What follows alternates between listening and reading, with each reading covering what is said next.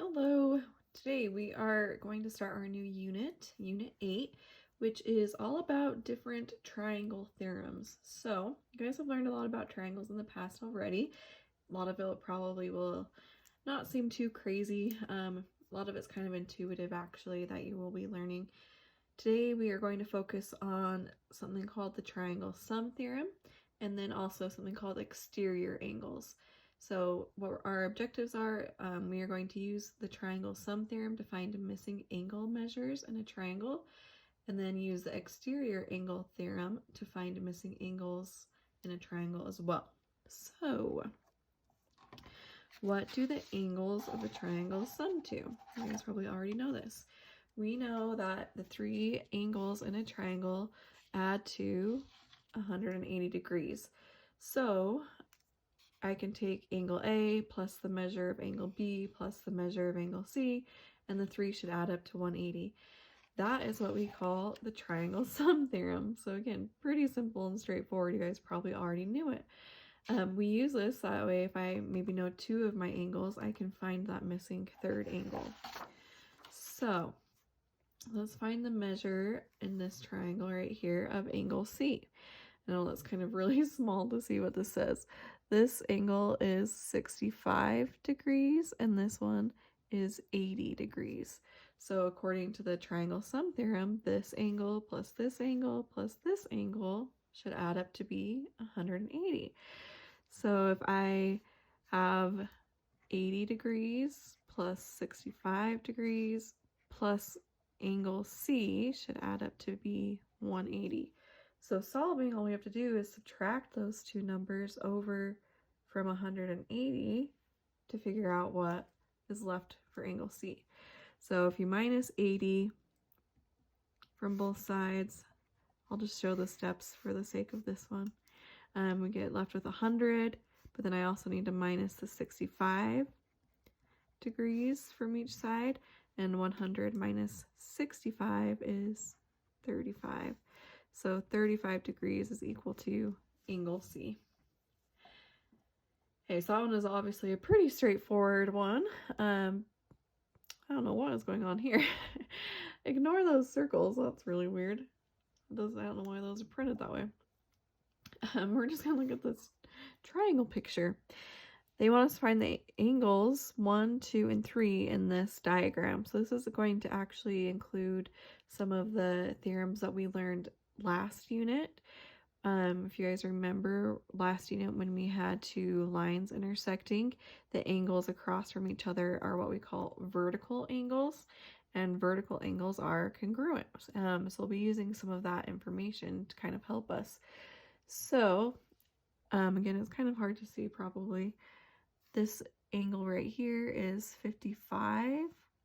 This one is 50. I'll just write it a little bit bigger. And this angle down here is 40. So hopefully you guys can see that a little better. So first, let's just kind of get a game plan. They want us to find this is angle 1 and angle 2, and then angle 3. We need to figure out how big those three are. So like I said before, we have that X shape, and these two angles are across from each other in that X shape. Those are going to be congruent. So I'm going to write here angle 1 and angle 2 are congruent. Remember our little congruent symbol, because they are vertical angles. And vertical angles are the same size. So if I can figure out how big angle 1 is, then I'm going to know how big angle 2 is. And in this triangle right now, I only know one angle, so I can't just subtract from 180 because I can't assume that these two angles are the same size. So once I figure out how big angle 1 is though, then I know how big angle 2 is. And once I know how big angle 2 is, then I now know two angles, and I can subtract from 180 to get the third angle. So let's first figure out how big angle 1 is, since I do know these two. So if I subtract 50 and 55 from 180, well, 50 and 55 is 105, and 180 minus 105 is 75. So that means this is 75 degrees. So we just said angle 1 equals 75 degrees, but that means angle 2 also equals 75 degrees. since they are vertical angles and congruent. So this angle is also 75. So now that I know this guy, I can find angle 3. So if I have 75 plus 40, that gives me, if I do 75 plus 40 equals 115, and if I do 180 minus 115, that leaves me with 65 degrees. So that means angle 3 equals 65, and that would be our 3 answers right there. Okay, let's try getting maybe some more complicated ones. Hey, so notice now on these ones, we have actual equations instead of just numbers given to us. So they want us to solve for x with these two formulas thrown in. Also notice we have this little square here. Remember, that means this is a 90-degree angle. So we need to come up with an equation to help us solve for x here. So we still know that this corner plus this corner plus this corner has to equal 180. So if I take those two formulas they gave us, it was x plus 59, if you can't read that, and then x plus 49, I'm going to add that to it, plus the 90 degrees, still has to equal 180. So here's our first angle plus our second angle plus our third angle, still adds up to 180. So now we can just combine our like terms. I have x plus x, which is 2x, and then 59 plus 49 for our two numbers. Those two numbers give us 108. Oh, and then I should probably just add the 90 while we're at it. So we have this 90 here, so 108 plus 90 will just be 198. We'll just change that to a 98. A little tricky there. And then that equals 180. You're probably like, wait, we can't have this be bigger. So now if we start solving for x, remember, we're just solving for x right now. We're not solving for how big the actual angles are. So it's okay if we have negative numbers. Let's minus this 198 over first, which again, yes, 198 is bigger than 180. But like I was saying, we're solving for x, and x can be a negative number, and that's okay. We just need to figure out what it is. That equals a negative 18 equals 2x, still on this side. But then we want to divide by 2, and negative 18 divided by 2 is negative 9. So we're just saying x equals negative 9. And sometimes they might just ask you to solve for x like they did on this one, which we did, but sometimes they might still say, but what is the angle measure? And if that was the case, we would plug negative 9 back in. And if I plug negative 9 into here, negative 9 plus 59 is 50. Negative 9 plus 49 is 40. So we would see that this is actually 50 and 40 degrees, so that the actual angles aren't negative, even though x is negative. So sometimes I have students who, if they come across a problem like this, they get freaked out that that's a negative number. But again, it's okay if x is negative, just not the actual angles when we plug it in. Okay, got another weird random circle here. I don't know why that happened when I printed. Find the measure of angle A, which is this guy. Notice again we have the three equations. So this angle plus this angle plus this angle still has to add up to 180. So I'm going to just add these three things together. So at the top we had the ax minus 7 plus this angle, which is x plus 38. And then plus this angle, which is 5x minus 5. And those all together need to still make 180 degrees total. So now, just like before, we're going to combine our like terms. So let's combine all the x's. We have 8x plus x, which is 9x, plus another 5x, which is 14 x's total. And then we have our numbers, negative 7 plus 38 minus 5. So negative 7 plus 38 is going to give us 31, and 31 minus 5 equals 26. So we have plus 26 coming from these three numbers here, and that equals 180 still. So just like the problem before, we're still just solving for x. Let's get rid of this 26 first by subtracting that over. So those cancel, and 180 minus 26 leaves us with 154. And then we have that 14x on this side still. So now getting rid of the 14, we need to divide by 14 on each side. And 154 divided by 14 is 11. But notice on this one, they didn't say find x. They said find the measure of angle A. So we're not done like on this one. So we still do need to figure out how big this angle is, which means we need to plug it in. So let's plug it in to the A formula, which is the 5x minus 5. So if I do that, I'm going to have 5 times 11 minus 5. Well, 5 times 11 is 55. 55 subtract 5 is 50. So 50 degrees is equal to angle A. And again, sometimes they might have you find all three, which you'd have to plug in 11 to all of them. But they just asked for A. Okay, so that is your triangle sum theorem. The next theorem we're going to look at today is called the exterior angle theorem. So we know exterior means outside.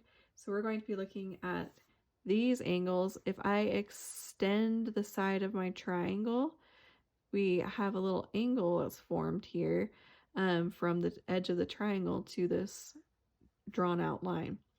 So what happens is because we drew this line and extended it, these two angles right here are going to be supplementary. That means they add up to be 180.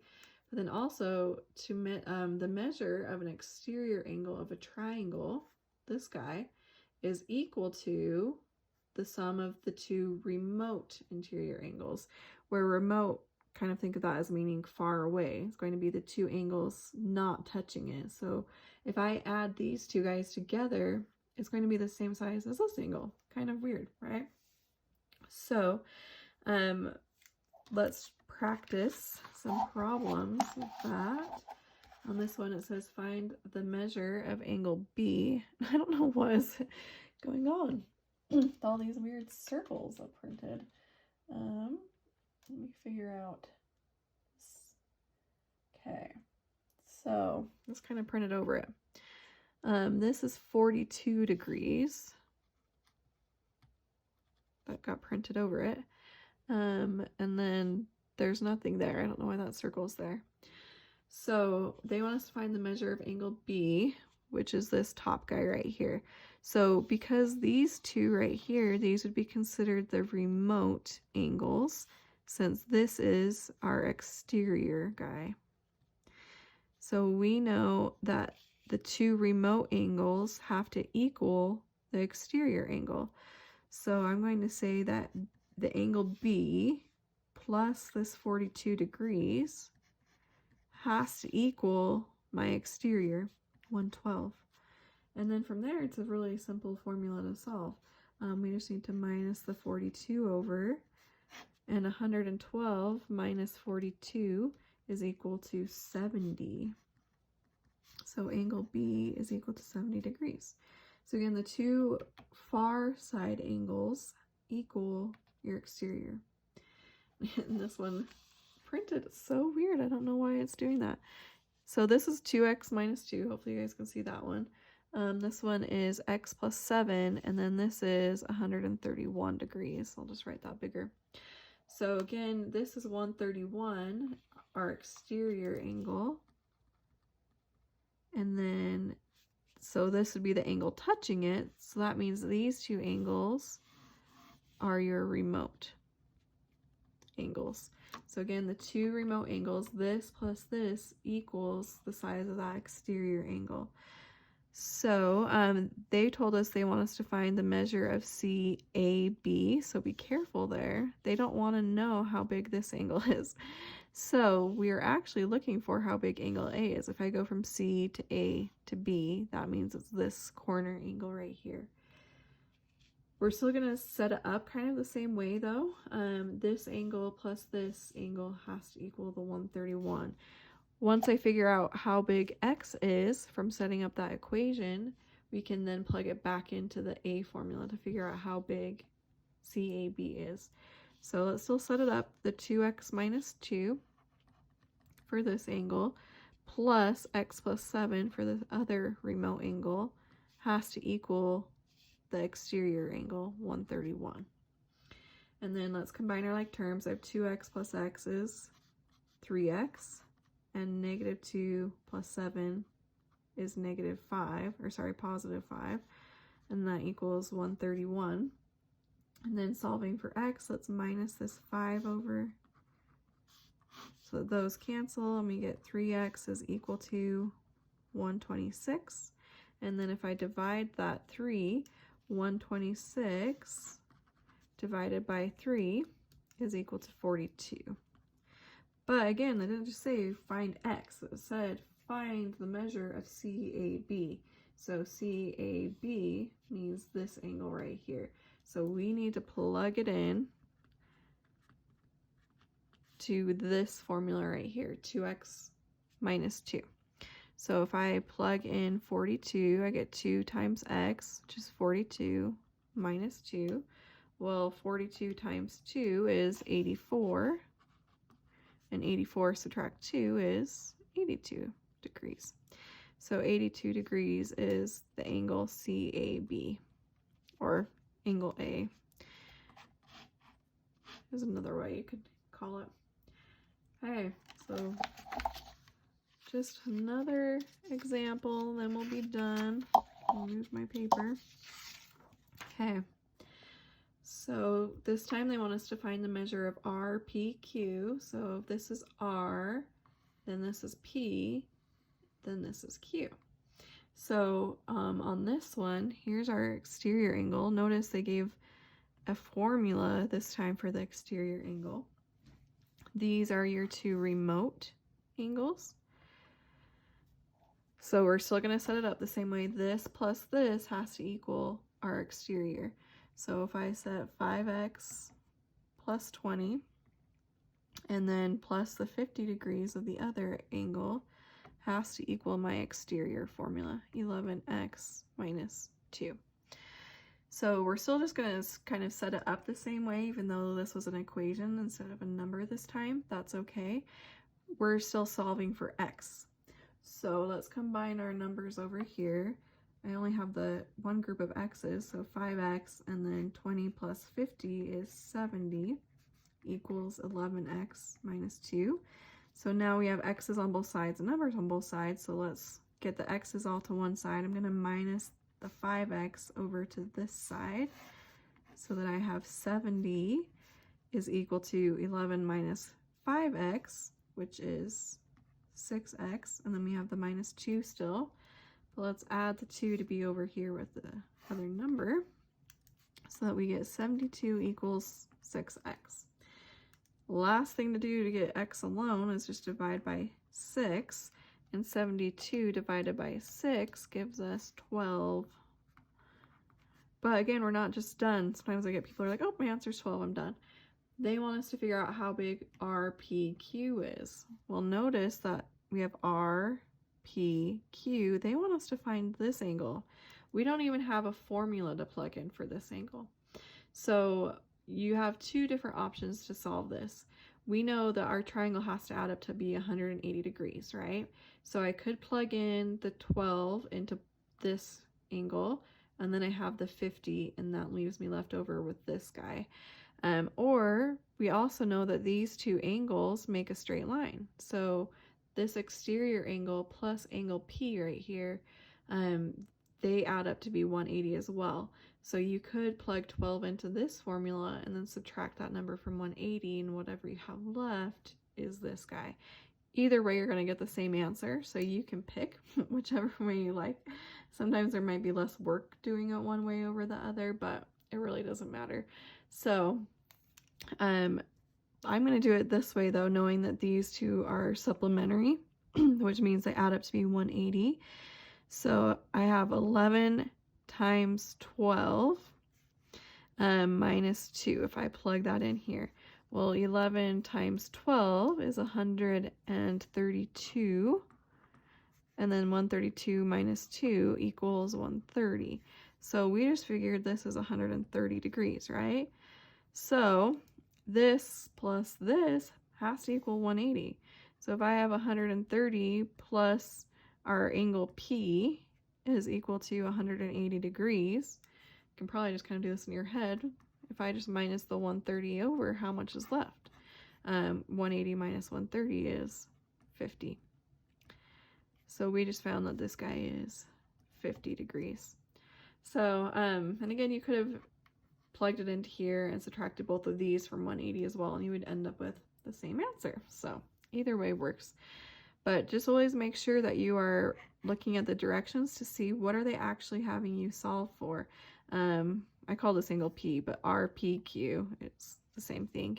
So just make sure you're following all the way through and getting their actual answer they're asking for, and not just stopping when they say, not just stopping at X, because sometimes you do need to take that number and plug it in. But that is it for today. If you guys have any questions, as always, please reach out to me. I'm happy to help. But your homework is posted, so go ahead and get started. Hope you guys are healthy and happy, and I will talk to you later.